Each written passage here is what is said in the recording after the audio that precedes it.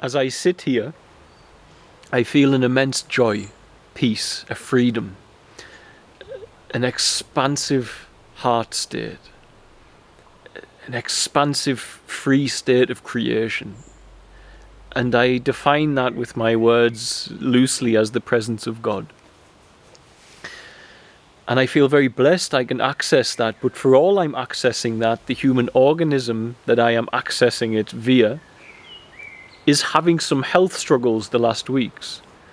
Since my last trip to Africa, I haven't really found an equilibrium.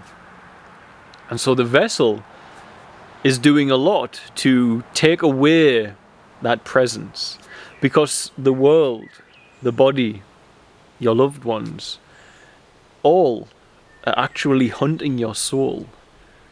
And we don't realize how precious it is to keep and retain ownership of our soul in this world. Now, of course, the body has a sickness. It must alert the essence of what you are with pain, etc., so as you can deal with it. It's doing it out of love.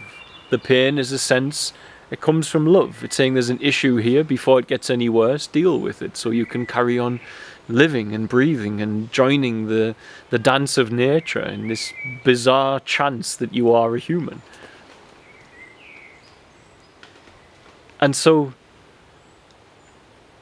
we can make a choice when that happens, when there's pain. We can move into, with our soul, that story and create separation and contraction. Or we can stay free, acknowledge that it's there and remain free. And that freedom is witnessing that your soul essence and that loving awareness is the same essence that's all around.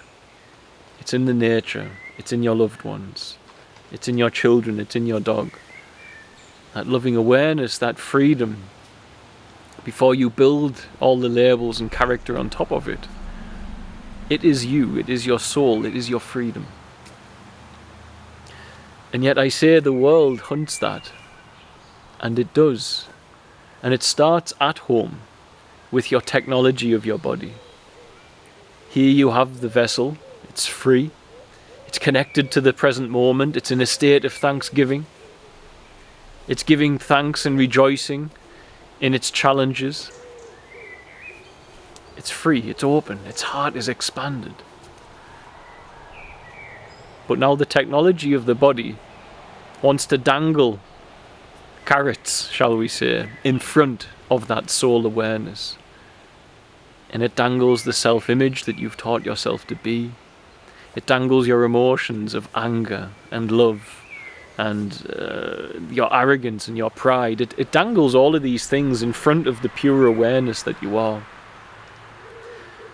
And depending upon our inner stability will depend upon whether we follow that, whether we take the bait. Will the anger that passes by you at this moment, will you take that bait? Or will you let it pass you by and not take ownership of it with your soul and animate the body in a different state? If you stay cemented in that peace and love, the animated element of activity of the body is going to be more peaceful and loving. If you stay in that peace and love and every time something agitates you, you grab it and accept it, you're going to animate the body's activity in a different way. And so the mind is desperate for the attention of your soul's awareness. Because inside the mind is the ego, and for the ego to survive, for the ego to exist, for that part of your technology, for that program to become an inner hologram of who you are ultimately, for that element of your human technology, for the program of the self-image to take hold, to be animated, to be alive, it requires the attention of your soul essence. It requires it. And your soul essence, your awareness, can stay on the soul essence and the connectivity to the all. Or when the mind lures it with the ego and the story of the self-image, it can follow that. It can follow the emotion, the arrogance, the pride. And it's up to us to make sure it doesn't take the bait, that it doesn't follow these things that get dangled in front of it.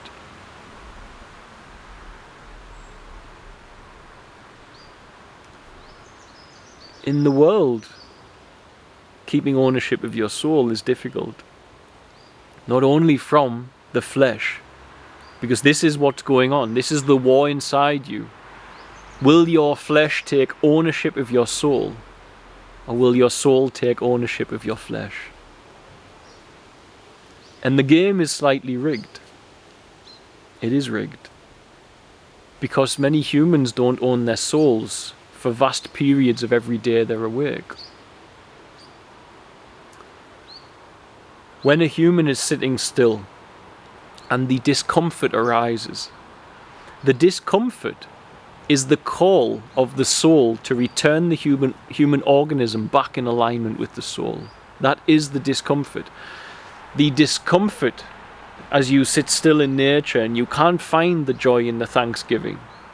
This period of discomfort is a price we must pay when we have taken ourselves out of alignment with the soul awareness and into the awareness of the world. The journey back can be uncomfortable.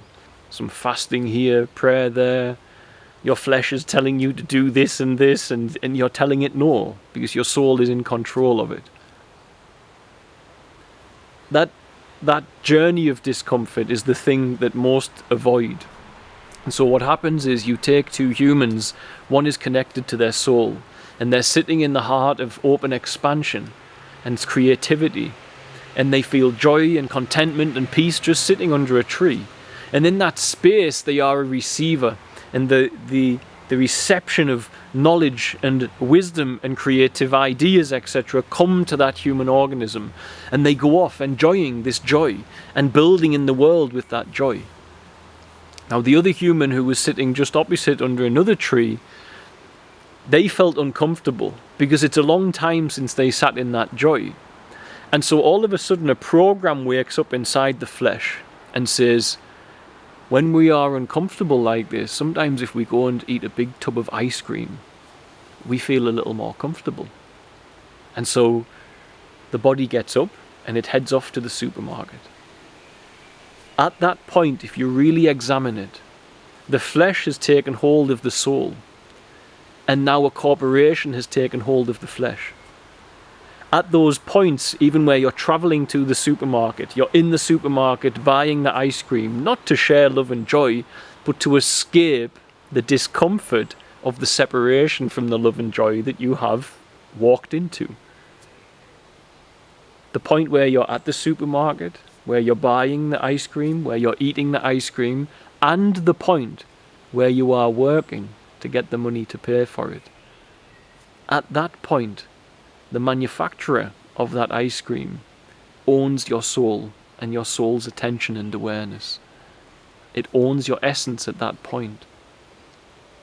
When the young man comes home and he feels discomfort and he doesn't know that he should fast and meditate and breathe a little and go and run or do some exercise, and he grabs his phone or he grabs his laptop and he puts a naughty movie on. At that moment, the soul was trying to call the vessel to cleanliness. It was trying to call to freedom the vessel from the programs of the world. And the flesh, with its program, its addiction to the dopamine, said no to the soul and yes to the corporation who created this distraction, this entertainment, as we label it, this enslavement. And so the young man, when he is using that at that time, his soul is owned by another party. And the spiritual party behind certain what we label entertainments, distractions, that spiritual party is not with Source. And so the hunting of your soul is a very real issue. Do you own your own soul? The soul wants to move with love and compassion and tenderness. Even as you go into your family life and into your friendships, you may have elevated and reached this point where you don't connect to the story of the vessel that others have of you.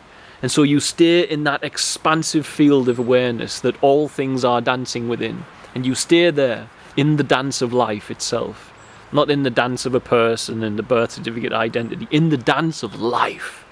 where your senses are lit up by life. And you stay there and you return home. And all of a sudden the relationships that you hold, the other human beings who have a certain image of who you are, they are not willing to perceive you with their senses here and now. They wish to only perceive you through the filter of the image that they've built up of who you are inside them, which is not to perceive you at all. When that happens, you may reflect the image they hold, and you may, at that point, have your soul captured by the image another holds of you. It's like casting a spell on you. They talk to you in a certain way.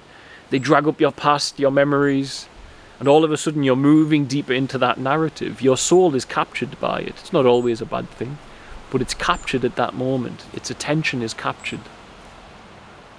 And so this wonderful, loving awareness that is your soul is freedom. And it's already captured by your body, but you can return to the freedom state whilst in the body of that loving awareness. But then the body itself tries to capture that loving awareness and that state into a story, into a self-image, into selfish ambition, into anger, into love, into all emotions, etc. It tries to pull you in, and I'm not referencing true love, the loving essence. I'm referencing carnal love, which is predominantly possession. You know, the heart is deceitful above all things. Who was in love as a child, and where is that person in your state of love now? You don't even remember them, but you knew as a child you had to be with them. The heart is deceitful over all things. And so your freedom is there. It comes to the vessel, and the vessel tries to capture that freedom, and it's constantly in front of that freedom, putting something for you to be distracted. And most of us by now, the exchange of things in front of us as freedom, that those exchange of items, emotion, pride, arrogance, story of you, selfish ambition, distraction, entertainment, etc. The change is so frequent that we have forgotten the soul, and we are bedazzled by the change, by the lures being changed. And we jump from lure to lure to lure, and we are addicted to the mind. We are addicted to the lure of the mind. And then the flesh itself, through the mind being addicted to these things, becomes addicted to things inside the system, like pornography or junk food or alcohol. And so the human vessel now, the soul is in the vessel, and the soul can own the vessel. But when the vessel owns the soul and the flesh owns the soul, when this arises, that's where you see these entities working through humans, ensnaring, imprisoning, chaining your soul, tethering your soul to the world through things like pornography. I guarantee right now there are millions, billions perhaps people using it, and they don't realize that while they're doing that, their soul belongs to someone else.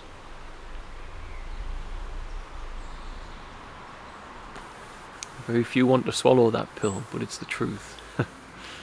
It's the truth.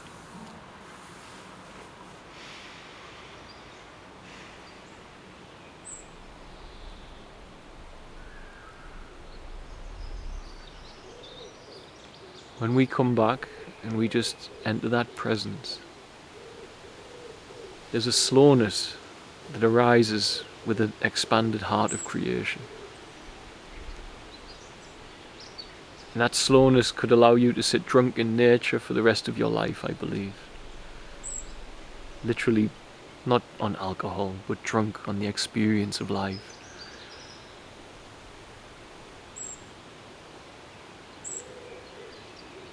And so long as we make that place home, then we make God our home. And when we make God home, then the activity of our human life will be more compassionate, because our foundation of that which drives us is a persistent state of compassion and love and acceptance and joy and fulfillment.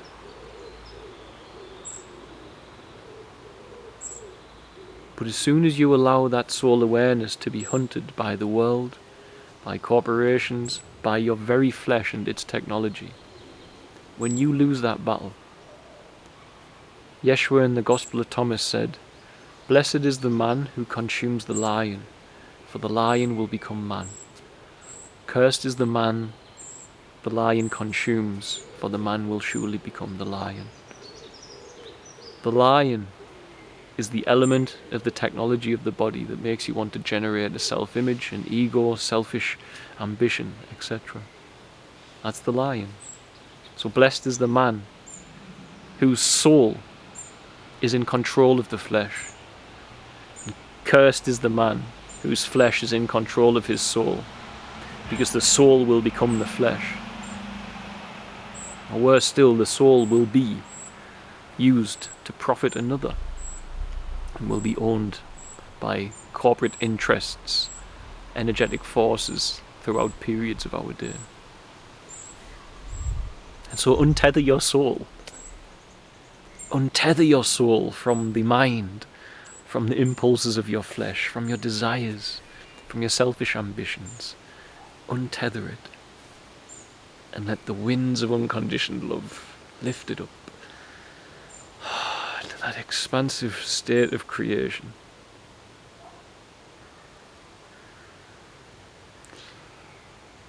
Untether it. And if you feel it and you go, yes, I want to untether it, now what do I do? That voice right there, most likely, belongs to the technology and not the soul. Let your human body shake its back of that technology. Fast, pray, be alone, be in solitude. Be there. Be there until your human organism has enough space and time to say enough is enough with all of this mind and distractions. Enough is enough.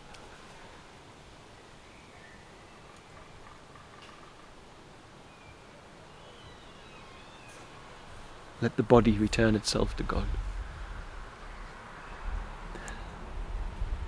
And let God return to the foundation of the activity of each and every human that does that. Let compassion therefore return to the activity of as many humans as possible. For the soul's will is compassion. The flesh's will is selfish arrogance. When the soul is free, compassion will be born.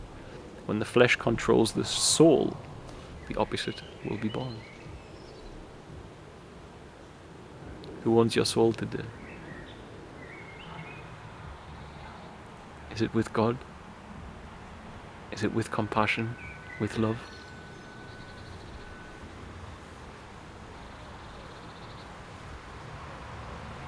Or is it buried in the flesh and its endless change of distractions?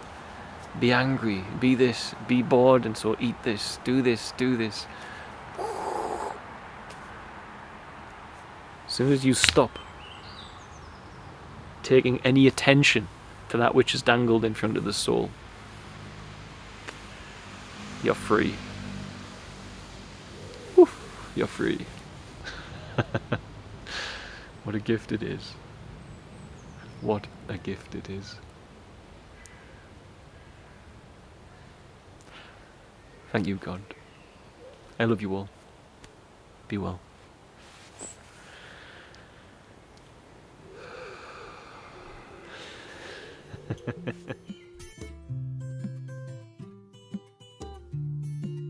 Kumbuka kipindi kile nilipokuwa naishi mazingira magumu mtaani, nilipokuja kukutana na mimi kwa mida ya saa 3.